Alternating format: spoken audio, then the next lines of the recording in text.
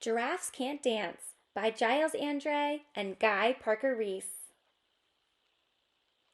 Gerald was a tall giraffe whose neck was long and slim, but his knees were awfully crooked and his legs were rather thin. He was very good at standing still and munching shoots off trees, but when he tried to run around, he buckled at the knees. Now every year in Africa they hold the jungle dance where every single animal turns up to skip and prance. And this year when the day arrived, poor Gerald felt so sad because when it came to dancing, he was really very bad. The warhawk started waltzing and the rhinos rock and rolled.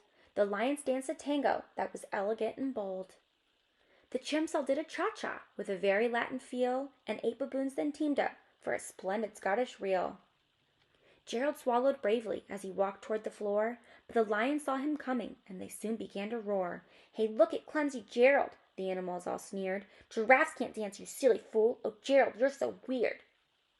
Gerald simply froze up. He was rooted to the spot. "They're right," he thought. "I'm useless. Oh, I feel like such a clot." So he crept off from the dance floor, and he started walking home. He'd never felt so sad before, so sad and so alone. Then he found a little clearing, and he looked up at the sky. "The moon can be so beautiful," he whispered with a sigh. "Excuse me," coughed a cricket, who'd seen Gerald earlier on, "but sometime when you're different, you just need a different song. Listen to the swaying grass and listen to the trees. To me the sweetest music is those branches in the breeze. So imagine that the lovely moon is playing just for you. Everything makes music if you really want it to."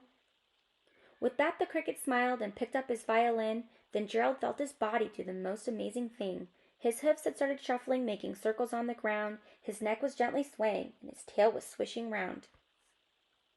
He threw his legs out sideways, and he swung them everywhere. Then he did a backward somersault and leapt up in the air. Gerald felt so wonderful, his mouth was open wide. "I am dancing, yes, I'm dancing, I am dancing," Gerald cried. Then one by one each animal who'd been there at the dance arrived while Gerald boogied on and watched him quite entranced. They shouted, "It's a miracle! We must be in a dream! Gerald's the best dancer that we've ever seen!" "How did you learn to dance like that? Please, Gerald, tell us how!" But Gerald simply twirled round and finished with a bow. Then he raised his head and looked up at the moon and stars above. "We all can dance," he said, "when we find music that we love."